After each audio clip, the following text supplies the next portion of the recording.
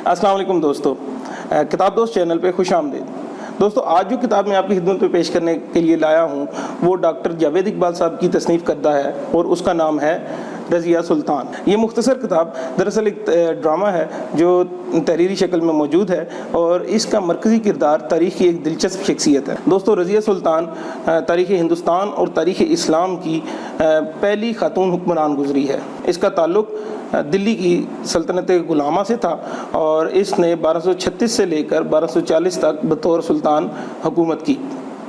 اس دوران اسے کامیابیاں بھی حاصل ہوئیں، ناکامیاں بھی۔ اس کے خلاف بغاوتیں بھی اٹھیں اور محلاتی سازشیں بھی کی گئیں۔ اس پر قتل کے حملے بھی ہوئے اور انجام اپنے ہی بھائی کے ہاتھوں جنگ میں شکست اور فرار کے دوران پنجاب کے جاٹوں کے ہاتھ موت سے ہوا۔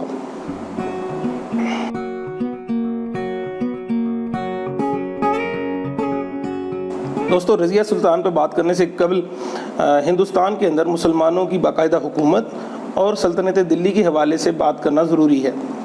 اس حوالے سے اگر تاریخ کا جائزہ لیا جائے تو معلوم ہوگا کہ ایک ترکی النسل بادشاہ شہاب الدین گزرا ہے۔ شہاب الدین غوری نے 12ویں صدی کے اواخر میں ازبکستان، ترکمانستان، ایران، افغانستان اور پاکستان کے علاقوں پر حکومت قائم کی، اور جب اس کی سلطنت کو استحکام ملا تو اس نے اپنی فتوحات کا رخ ہندوستان کی جانب موڑ دیا۔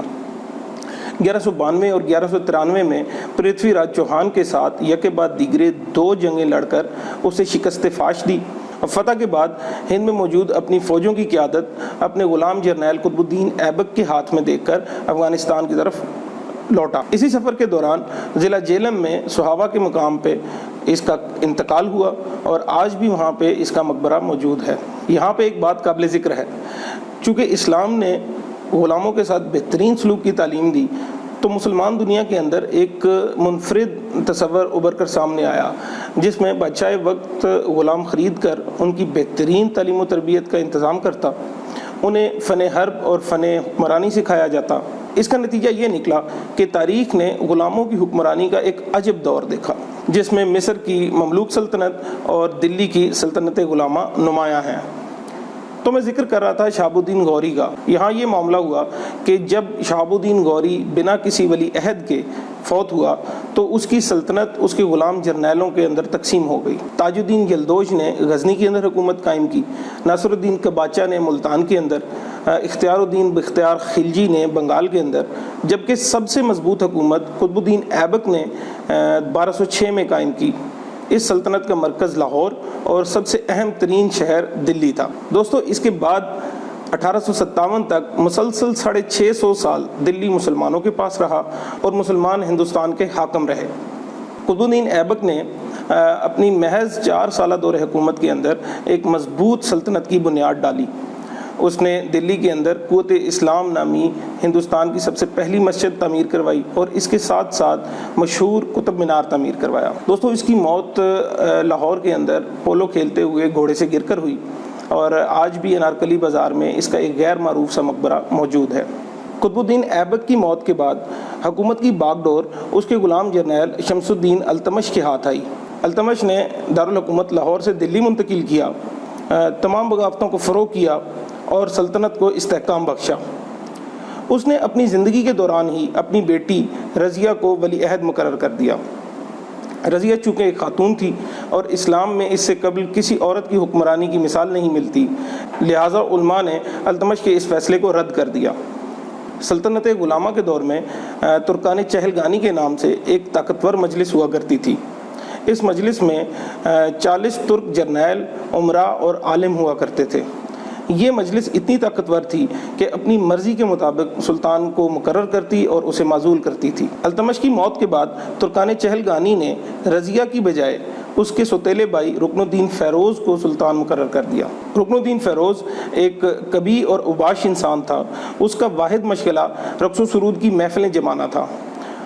رکن الدین کی ماں نے چند ماہ انتہائی چالاکی کے ساتھ حکومت چلانے کی کوشش کی اور اس نے اس دوران رضیہ پہ قاتلانہ حملہ بھی کروایا۔ روز بروز کے بگڑتے حالات نے ترکان چہلگانی کو مجبور کر دیا کہ وہ رضیہ کو ہی بطور سلطان منظور کر لیں۔ مسند پر بیٹھ کر رضیہ ایک انتہائی زیرک حکمران ثابت ہوئی۔ اس نے سلطنت کے اندرونی معاملات کو بھی سنبھالا دیا اور بغاوتیں بھی فروغ کی۔ جنگ میں بے جگری سے لڑی، مگر کم سے کم نقصان اور باغیوں کے ساتھ سمجھوتوں کے ذریعے اس نے امن قائم کرنے کی کوشش کی۔ ان تمام کاوشوں کے باوجود وہ ترکان چہلگانی کی منظور نظر نہ بن سکی اور اپنی 4 سالہ دور حکومت میں مسلسل سازشوں سے نبردآزما رہی۔ ترکان چہلگانی نے رضیہ سلطان سے دائمی نجات حاصل کرنے کے لیے ایک نئی سازش ترتیب دی، جس میں انہوں نے ایک گورنر التونیا کو انعام و اکرام کے بدلے بغاوت پہ اکسایا۔ اس بغاوت کو کچلنے کی خاطر رضیہ سلطان کو مجبوراً اپنی فوجیں لے کر دلی سے کوچ کرنا پڑا۔ چونکہ رضیہ سلطان کی فوج کے بیشتر جرنیل ترکان چہلگانی کے رکن تھے، لہٰذا سازشیوں کا یہ ارادہ تھا کہ التونیا کے ساتھ جنگ کے دوران یہ جرنیل سلطانہ کے ساتھ غداری کریں گے اور اس طریقے سے رضیہ سلطان کی شکست کو یقینی بنایا جائے گا اور اس کو قتل کر دیا جائے گا۔ رضیہ سلطان چونکہ دور اندیش حکمران تھی، اس نے حالات کی نزاکت کو بھانپتے ہوئے التونیا کے ساتھ جنگ کو طول دینے کی بجائے اس کے ساتھ سمجھوتا کیا اور اس کے ساتھ نکاح پڑھ لیا، اور پھر ان دونوں نے مل کر تخت واپس لینے کے لیے دلی پر چڑھائی کر دی۔ مگر اس جنگ کے دوران اس کے جرنیلوں نے اس کے ساتھ غداری کی اور اس کی فوج تتر بتر ہو گئی۔ بالآخر رضیہ اور التونیا کو میدان جنگ سے راہ فرار اختیار کرنا پڑی، مگر فرار کے دوران وہ پنجاب کے جاٹوں کے ہاتھوں قتل ہو گئے۔ تو دوستو یہ تھا قصہ رضیہ سلطان کا۔ اب آتے ہیں اس ڈرامے کی طرف۔